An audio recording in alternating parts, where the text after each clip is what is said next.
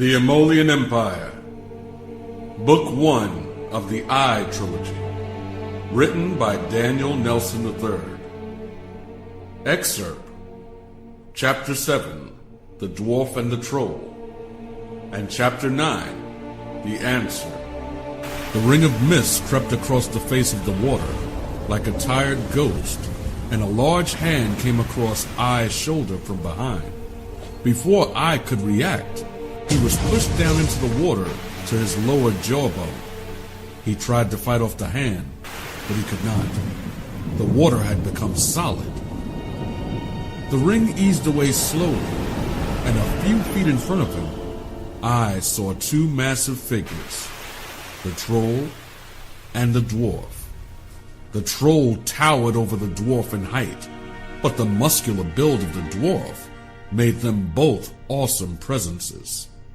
As the mist went completely away, I found himself buried in hot beach sand.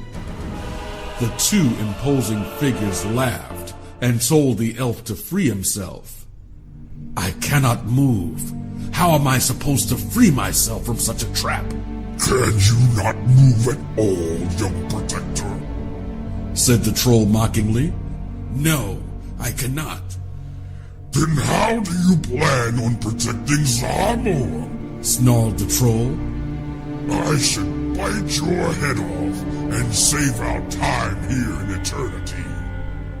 "Enough, Blygore," commanded the dwarf.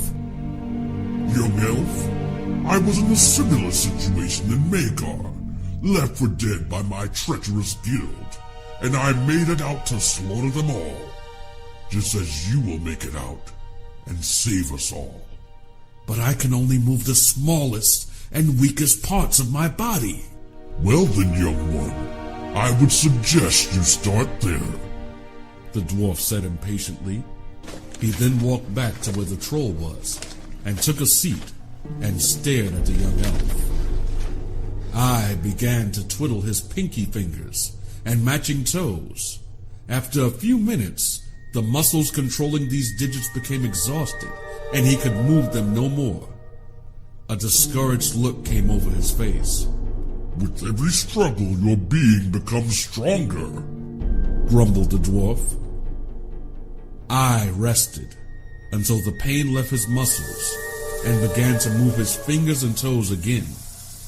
After a few hours, the sand had shifted so that one by one he could move each finger and toe. He was exhausted and began to fall asleep. He looked up to see the dwarf staring at him, and the troll snapping a tree from the beach in half.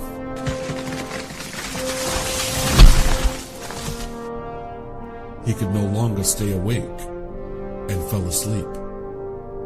When I awoke, he was in complete darkness. "Am I dead?" he thought. "Is this another test?" He tried to move and realized he was still stuck in the sand. He screamed a frustrated cry.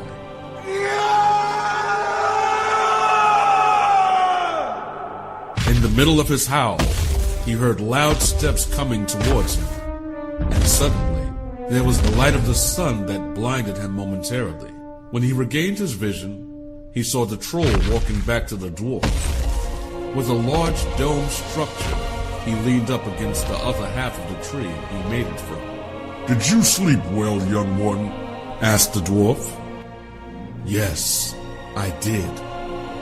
As well as can be expected, being completely submerged in dirt." "Good. Now that you have wasted the whole day resting, why don't you spend as long getting yourself free?" yelled the troll. "Why did you cover my head while I slept?" "Because I didn't want to see anything else. Bite your head off before I get the chance." "Surely you will, troll. Surely you will." I began to move his hands and feet, swirling all the sand he could touch, loosening up what seemed to be a granule here and there, until the sand sunk to the middle of his neck. Then he rested, looking up at the dwarf, who just stared at him. "He will try to rip your head off first. Your neck does not look strong enough to stop him, chuckled the dwarf. I noticed that the sand moving that much had loosened it all around his body, enough for him to barely move, but enough to move nonetheless. He began shifting and moving every part of his body in such a way that every muscle was used until exhaustion set in yet again. I looked up at the dwarf again to see him staring at him without emotion as he had been doing. Right before he passed out, he heard the loud steps again, and the dome was replaced by the troll as he slipped into sleep. I was awoken by the most awful smell he had ever inhaled. His black eyes opened to the troll's face directly in front of his, breathing and grunting heavily. The troll's breath smelled like rotted meat and hot melons, and his body smelled like an overworked mastodon.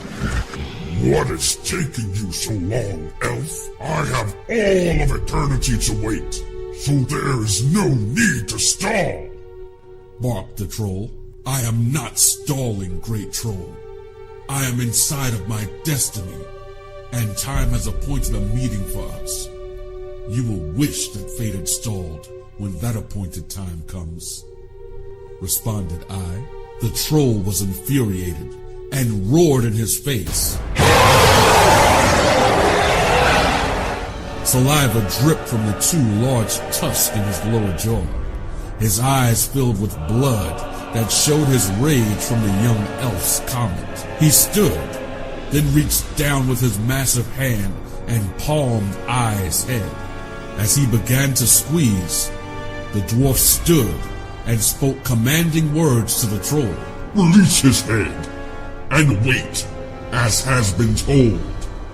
The troll snarled at the dwarf, releasing his grip and stomping back to where he would wait.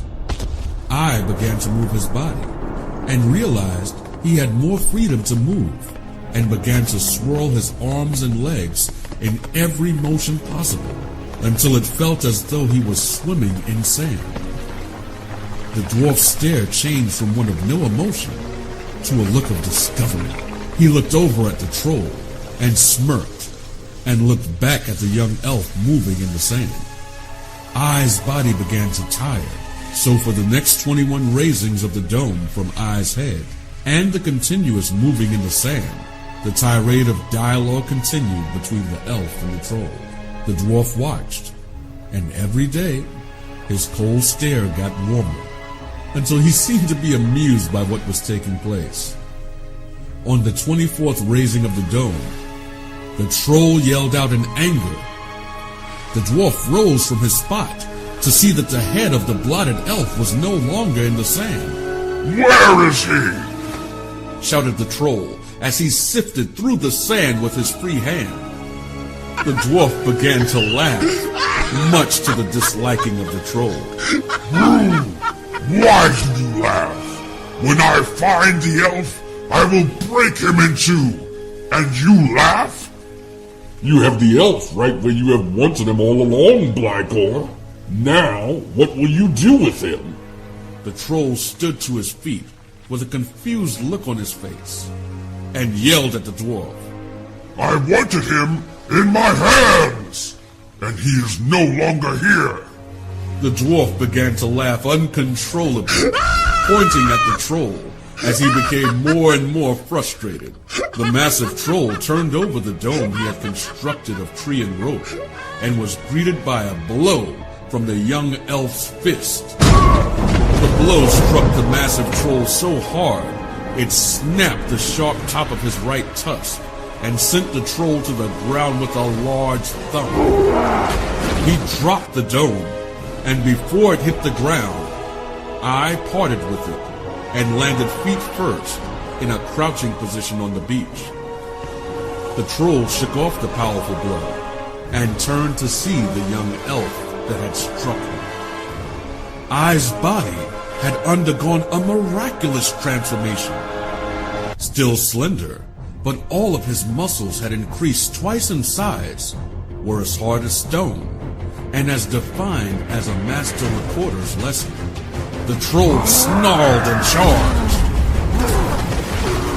I was amazed at what the weeks of toiling in the sand had done to his body, and looked up just in time to see the troll's shoulder lower and braced himself for the impact. The sound from the impact sent birds flying from the trees and sent I flying through them.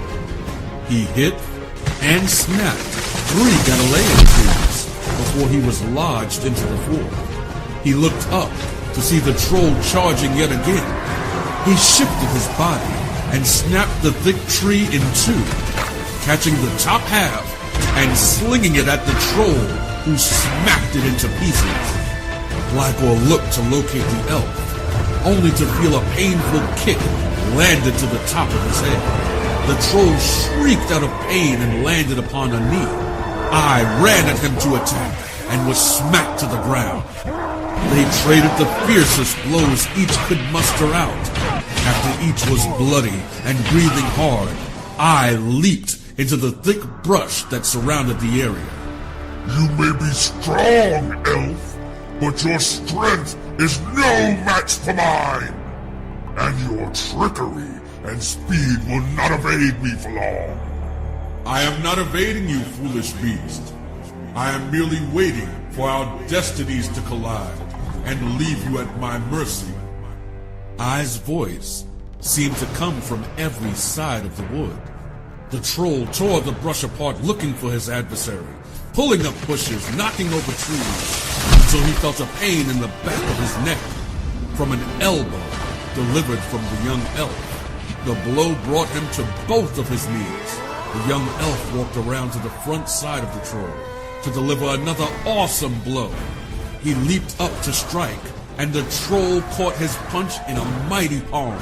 The troll then smiled with his broken tusk and rotten teeth, and struck I with a blow that knocked him back to the beach. You are doing better than I expected, young elf, laughed the dwarf from his cozy spot. I stood to his feet and saw the troll charging yet again, this time with fury in his eyes. Why do you run to your destiny when it has no warm embrace for you? Asked I tauntingly. The great troll was overcome with anger and charged even harder. I watched as the troll became enraged and charged almost uncontrollably. Every step the troll took towards him shook the beach. I stood his ground, gazing at the troll's rapid approach with no fear. The dwarf stood as if to recognize the end of the battle drew near. The troll let out a hideous battle cry as he was just a few more steps from the blotted elf, and lowered his head to try to impale I with his massive horns.